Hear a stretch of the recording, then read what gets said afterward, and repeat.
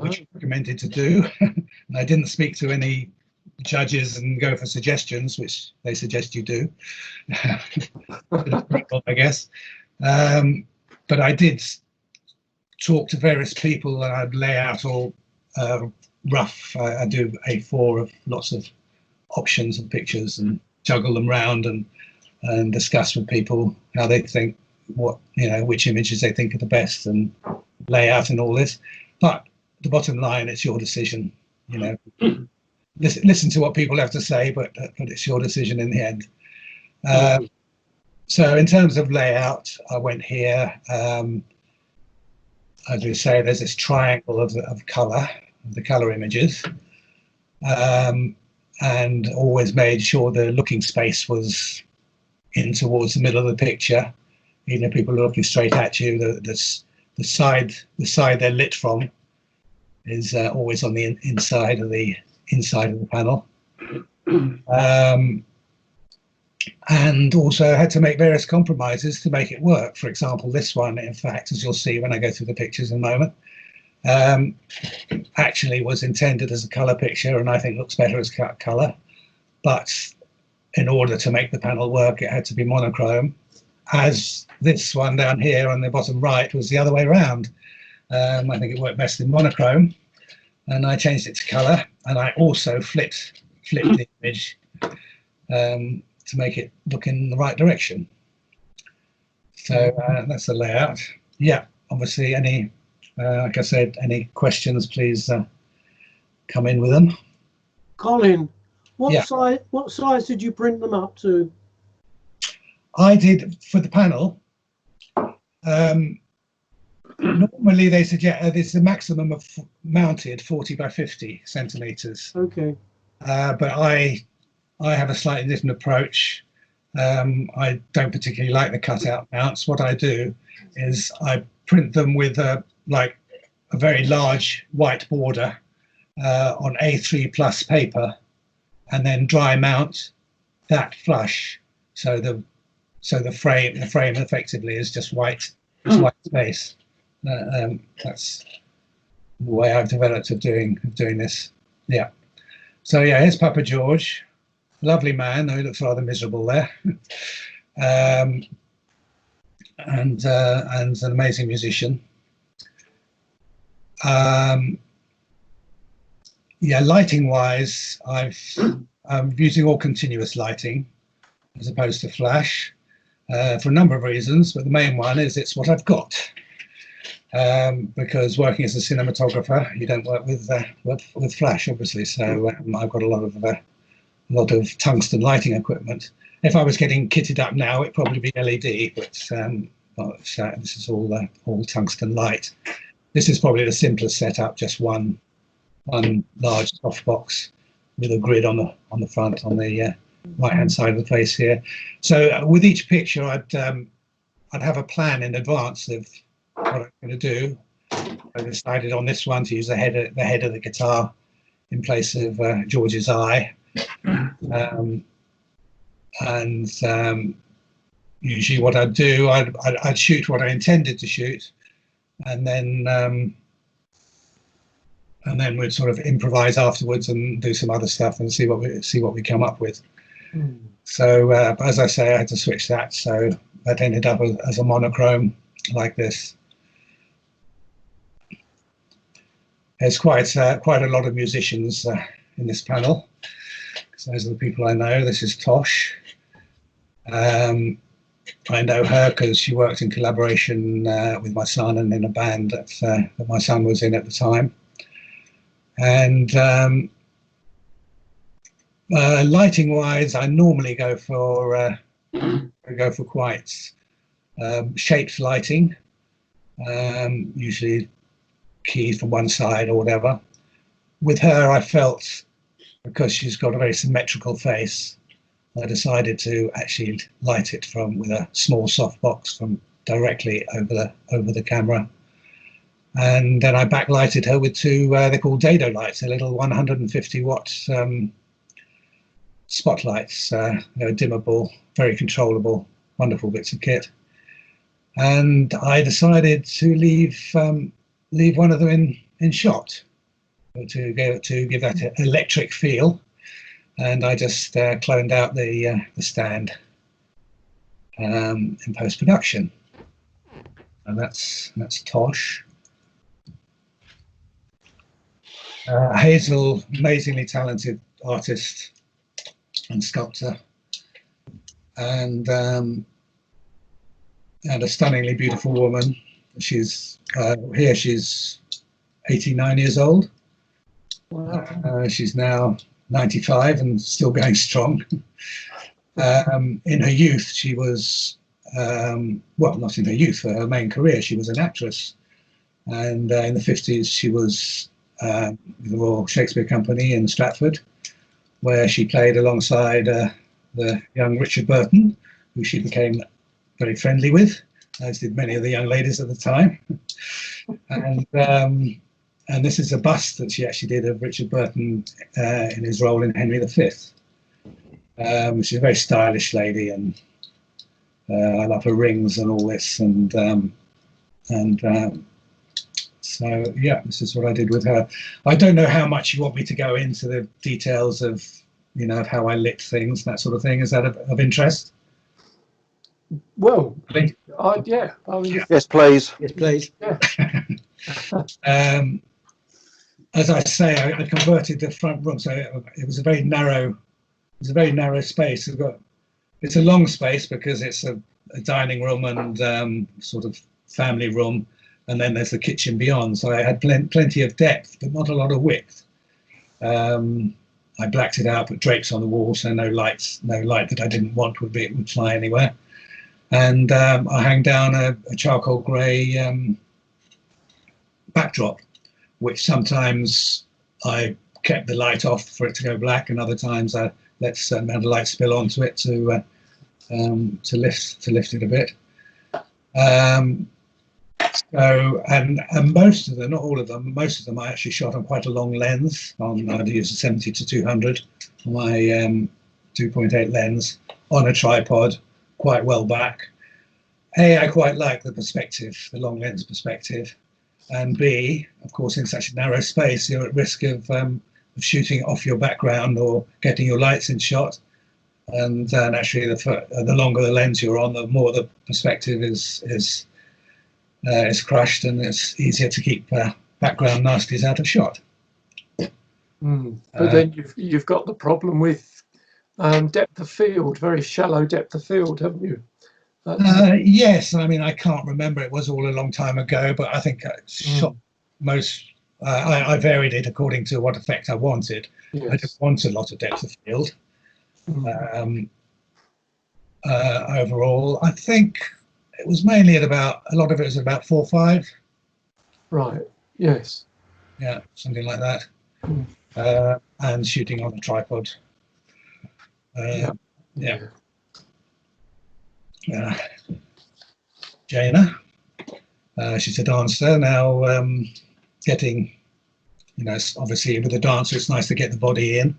If she was stood up it would be rather a long thin photo, so he decided to go with this floor level thing. Again, a soft light on the two soft boxes basically, one key lighting her from over here and the other giving a 3/4 backlight back there. Yeah, that's Jaina. There are two images in the panel that weren't specially shot for the panel. This was one of them. I actually shot this in 1966. So I was 17 years old. I had a job in a photographic studio, a West End photographic studio, as a gopher. £5 a week I was earning. And but a perk of the job was I could borrow certain of the lesser bits of equipment and take them home at the weekend and play.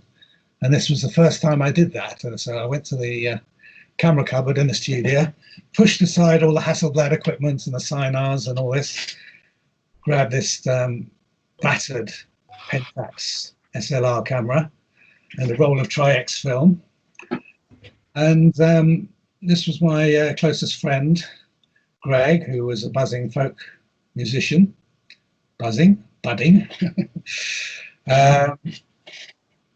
and sat him down in my bedroom there, borrowed a mirror here from my parents' bedroom. Some people seem to think it's an archway, and there's another musician through there, but it's not. It's a mirror, an upright mirror. There was a 100-watt bulb hanging from the ceiling, about 100-watt bulb. I really did not know what I was doing. I was completely green. I knew how to, I'd been shown how to use an exposure meter, and that was about it. I don't know what the exposure was or the shutter speed, but it's something that a few months later I wouldn't have dreamed of taking. But probably a 20th of a second or something. It's wide open. I don't know, but because I didn't know what I was doing, I did what I did, and more by luck than judgment. It's a picture that I think still stands up now, whatever it is, 60 odd years later. Yeah. Obviously the negative's been scanned, and I did a lot of cleaning up of it, and playing with it to print it properly. Yeah, now Ian, he's a conceptual artist and a musician. He had done this album, he had this album cover, and he had this picture on the front cover of the album of him up against the wall with his fingers crossed behind his back. And I quite like that. I thought that was quite interesting if I could take it a stage further. So again, a mirror. It looks similar. It's not the same mirror as in the previous shot. And I rather like the idea of hand on heart in the reflection, and all full of sincerity, and then his fingers crossed behind his back. What is interesting is all the different interpretations that people have made of this picture. One of which is seeing this as a coffin. Yeah, that's what I saw. I have to say. Isn't it amazing? That's certainly not what I had in mind. But anyway, this was a tricky one to light. I was going to light it backwards because I'm not lighting that. I'm lighting him. So he was lit from he was key lit right from the back. From the back there, and I think a reflector to lift this side. It's the little silvered reflector, which also gives this kick here. And then one of my dado lights again to pick out the hand behind the back. Oh, I think I may have slashed something. It looks like I slashed something on the background there as well to separate it, separate the mirror. But here again, for the balance of the panel, I actually ended up flipping it. And just as a curiosity, if you flip something in a PowerPoint presentation, this is what happens to the text. I'll jump on there. Going back. Okay. Yeah, so that's that one. This is what I mentioned at the beginning, the stained glass artist. What I did here, I did do one with a piece of his stained glass work back over his shoulder here. But I thought that was a little bit naff, so I decided to actually light him through the stained glass rather than including stained glass in the picture, which was quite a fiddly setup because I had to obviously black out all the way around it and use quite a large lamp. It was a 2 kilowatts open-faced light called a blonde, well back from the glass. Otherwise, obviously, if it was close, the colours would all just merge and it wouldn't do anything. So to get this separation of the colours, had to have the light well back there. Yes, sadly, Tom died at the end of last year. At my old age of 90. A quick question, Colin. Mm-hmm. titles, are they actually on the images when they get judged? No, they aren't. No, that's yeah, that's a good point.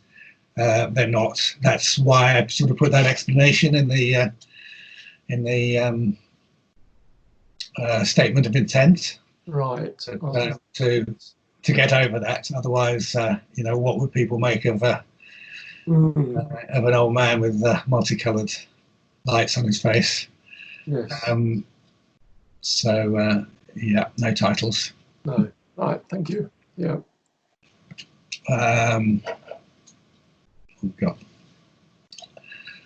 So yes, this was the other one that wasn't specially shot for the purpose. This was shot actually in performance at the Croppery Music Festival. And I thought I would get away with it, and I did get away with it it could have been a studio portrait because of the neutral background and the caused by the on-stage dry ice smoke, backlit and all this, and he was isolated from everything else. And I thought it was quite a strong image to put in the middle of the panel, and so I did. Zaflon is a music producer. It just so happens that he's also my son, but yeah, no, it's.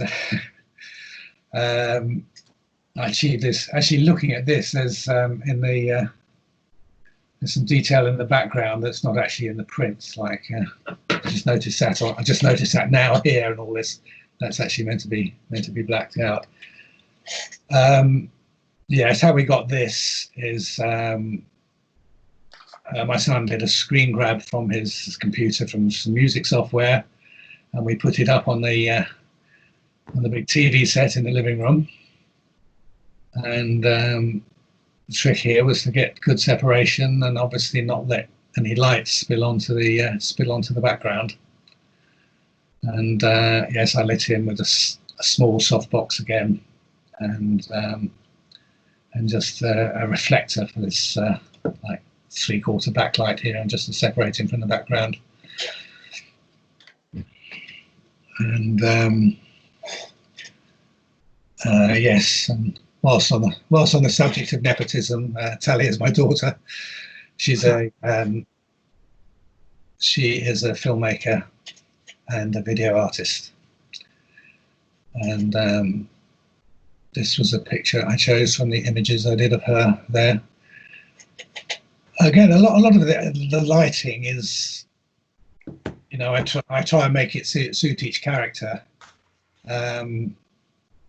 It's quite how soft the light is, or how hard the light is, or how contrasty the light is, and also the background. And normally, but most of them are keyed with this keylit with the same lamp, which is like a 1 meter wide softbox. It's a thing called a Nova light, and I think I've got the only one that's still left in operation in the world. Yeah, it's a very an amazingly versatile lamp. It's got 3 1-kilowatt bulbs in it, and one of them is on a dimmer, and you can dim it down to almost nothing, and it gives a lovely soft light.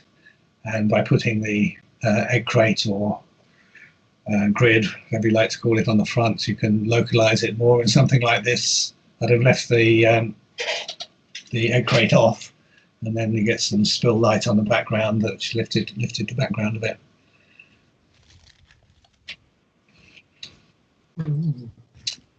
Comet is a filmmaker. She makes documentaries. She's based in Paris. Very political films and left field sort of filmmaking. I dug out this old Bolex that I've had for very many years, tucked away in the back of a cupboard. Wonderful bit of 1950s Swiss engineering, 100-foot load, 16mm film camera with a 3-lens turret on the front, wind up.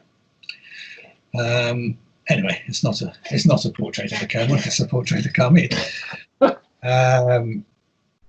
So here I've gone for the profile, and sort of three-quarter litted again from from keyed up there, and again with a couple of my little dado lights. Put a little splash on here, and another dado light down here. You can see it's quite, by the warmness of the light, it's quite dimmed down, and I think it's got some diffuser on it as well, just to rim light her hands down there.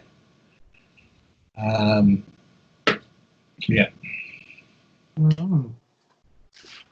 Roger McGough, the poet and broadcaster. Also, I don't think he likes particularly to be remembered for being in the band Scaffold back in the 60s, performing Lily the Pink. I think he's more happy to be known for his work on Radio 4, on Poetry Please and what have you, and all his amazing poetry and books. Very funny man. He's actually the first person I spoke to about this project. And it was his interest to sit for this picture and his enthusiasm for it that convinced me that I would follow that route. There again, keyed with a soft light, always making sure to get a little bit into the eye on the shadow side. Just a suggestion here on the cheek.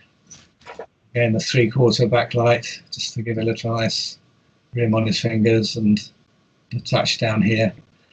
The nice thing about the wonders of modern technology, unlike I mean, you could do similar things in a dark room, but you can actually think when you're lighting something.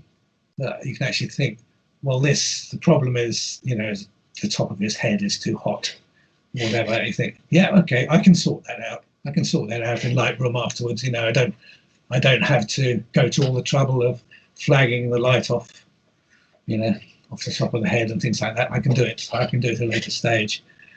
And on all these, there's quite a lot of not manipulation, but playing around with the levels of light in the and also darkening off the background, and in some cases vignetting or whatever. Quite a lot of work went into these pictures, especially since I had a big problem with the printing, largely because I'd got used to the paper, which is Ilford Galleria. And I've got everything sorted out for that, and just as I was ready to print everything up for this assessment, they went out of business, and I could not find another paper that would behave exactly like it. So I had a lot of wastage, a lot of problems. Rosario is well, here again, she was in her mid-80s. She's what, 90, in her 90s now, and still going strong. She's, in her day, she was considered England's top flamenco dancer, and she still performs today, believe it or not. She lives in a care home. Well, not today at the moment, the way things are, but generally, not in full-fledged, but she gets up on stage and contributes to flamenco shows and recites Lorca, and clapping in the background as she's, as it says down here, the Grand Dame Flamenco. For this, I chose a shutter speed sufficient to freeze her face. It was comparatively static, as she did her dance moves with the shawl.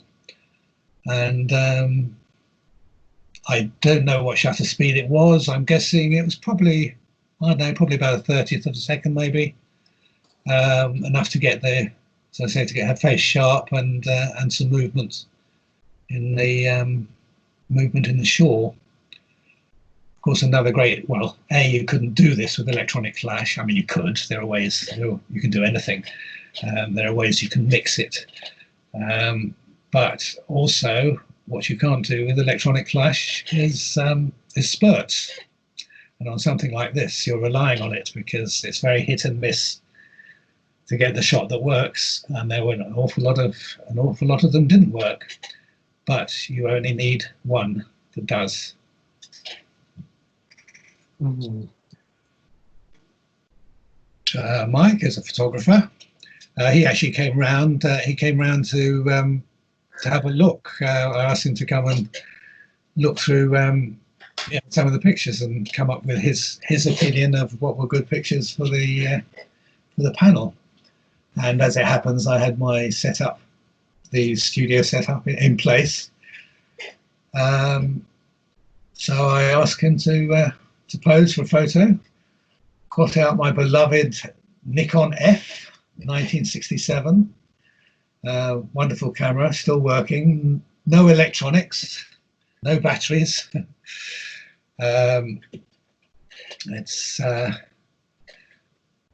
yeah, they were an amazing bit of kit. They were the first ever, considered the first ever professional 35mm SLR camera. Anyway, again, I'm talking about the camera instead of the instead of the subject of the photo. Shows you're a photographer, doesn't it? So yeah, yeah. So this is a picture I did of Mike. It's all, as far as I'm concerned, I mean, this sort of portraiture. I mean, I do other sorts and environmental portraiture and everything. It's so much down to what mood you create, and obviously it is a lot to do with the character you're photographing, but also what mood you can create. And from my point of view, lighting is the core of that. And it's something I've been doing in my film career for the last 40 years. It's something I've been doing an awful lot of. And also, interestingly, I think my composition when it comes to headshots is actually quite filmic rather than traditionally photographic. I mean, the idea, there are a lot of clipped heads, foreheads cut off and this sort of thing, which isn't really a terribly common thing in still photography. It seems to be a lot more in film work. But I don't find the tops of heads that interesting. Now this is the last one in the panel. Paul Foss, he's, as it says, percussionist and composer. He actually composes film music, which is where I know him from. He's done the music on a number of productions that I've worked on over the years. And I actually did this down in his recording studio. I took the gear down there, and there's no drum kit there, just the cymbals. I asked him to get out the cymbals and give me a cymbal solo. And as with Rosario, the same trick really, just choosing a speed that would freeze him, but you still get movement in the drumsticks and his hand. And this is what I came up with there. Now, this, for the sake of the layout of the panel, I had to put into color, and also I needed to flip the image also to work for the balance of the panel. So yeah, so let's go back to the panel here. I've got a few more pictures to show you afterwards of the outtakes. Well, I say outtakes and not necessarily outtakes, but pictures that didn't make it into the panel. But here we have the panel again. Now what happens on the day of the when you go for your assessment, so you don't have to be there, and if you are, you're anonymous.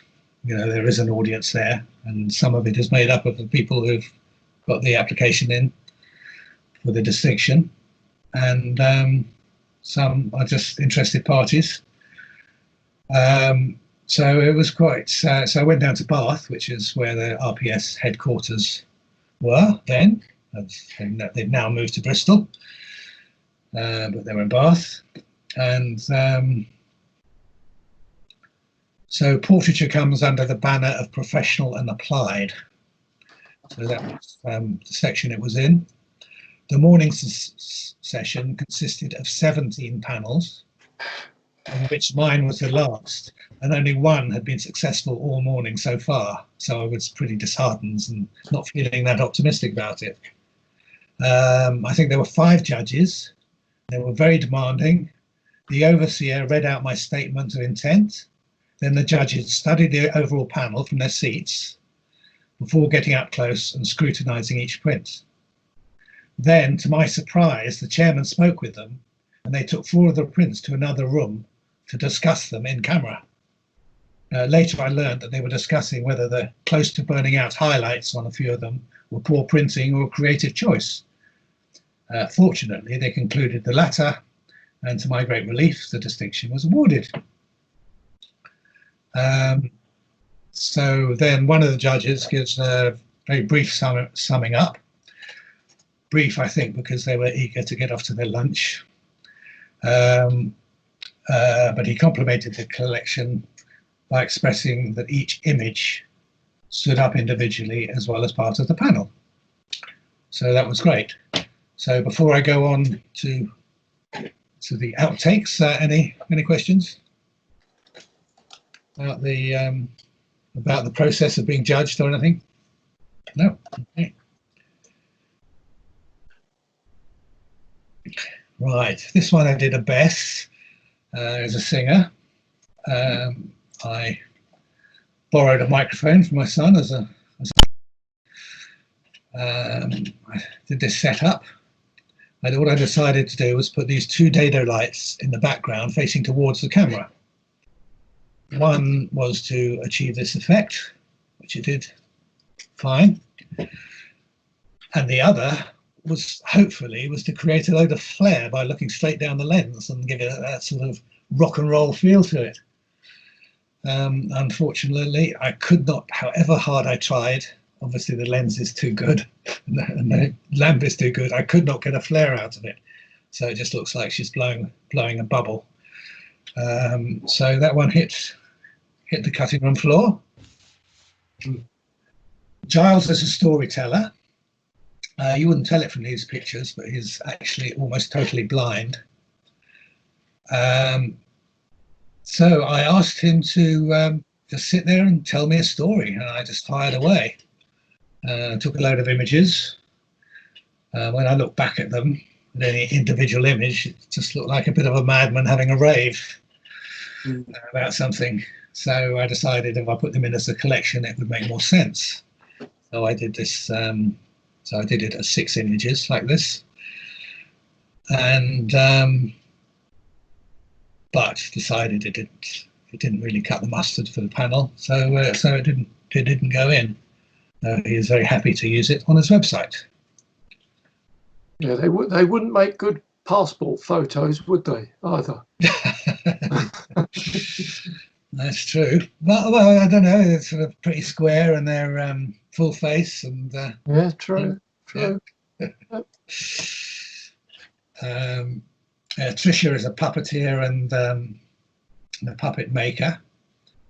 She specialises in doing shows, children's shows on the Jewish holidays, and she makes all these amazing puppets. I rather like the idea of this very Jewish pose, talking with her hands, her and the puppet on her lap. And these are some of her creations all around her.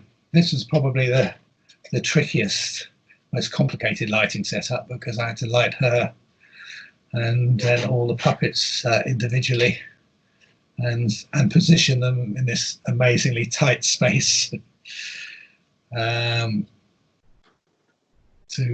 get it all to work. But when it came to the final selection, that was not in there. So those are 3 sessions I did that didn't appear at all. Now we move on to some of the other pictures that I took of the people who did appear in there. I actually prefer this picture to the one that went in, but the other one was more suitable. I'd said to George, yeah, come along, bring a choice of guitars and hats, because that's He's quite well known for his hats. So he turns up in his Volvo estate, packed to the brim with guitar cases. He bought all his guitars in. I thought, well, he's bought all these guitars, might as well make use of them. So so I did this setup, which again, lighting him separately from the guitars, which was quite a fiddly business, and working out exactly how he could position the guitars both in front of him and behind him, and a careful use of depth of field to so as not to make them distract away from our main character. And also I did this one of George. I just got him to play for me. Sat on a stool, and I stood on a chair and snapped away. I thought at one stage of maybe doing a whole panel of faceless portraits. Can one do faceless portraits? I think so. Yeah. And if I had done it, this would have been one of them. Yeah, I like that. Yes, but the idea of trying to come up with 15 different ideas for faceless portraits was a bit daunting. Yes. So it wasn't to be. But this would have been. I don't know whether the judges would have got the concept either. Sorry? I don't know whether the judges would have got that concept either. Yes. Well, I must say that the judges for the A panels are not. They're not quite as. I don't know. Like you said when Boulet was presenting, it's a whole other subject. Judges, but club judges are one thing. These guys are certainly a step above the club judges in there, but there's still a lot of this sort of a lot of this attitude about thirds and not burning out highlights or clogging shadows and all that sort of thing. But they are a step up from club judges. Anyway, I rather like this idea of Carmite, the filmmaker. The camera is her eyes, so we don't need to see her eyes. Fortunately, she has a suitable mop to make it into an interesting picture. Sadly, she's actually cropped all that hair. She has a crop now, which is a awful shame.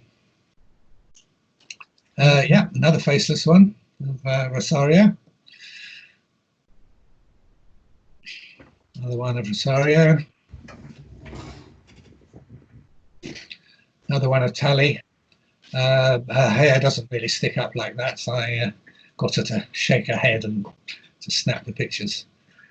She wouldn't thank me for showing that picture. She's not very fond of it. There she is again, looking all rather 1980s. This was all in the same session as the picture that went in. Another one I did of Ian. That's with ice light. They were wonderful little lights. Don't know if you're familiar. It's a tube with LEDs, and again it's dimmable, and they're very, very, very useful lamps for lighting little corners of things or just giving you a little glow here and there. But in this case, it's the only one I use. Great lamp, and unfortunately a price to match.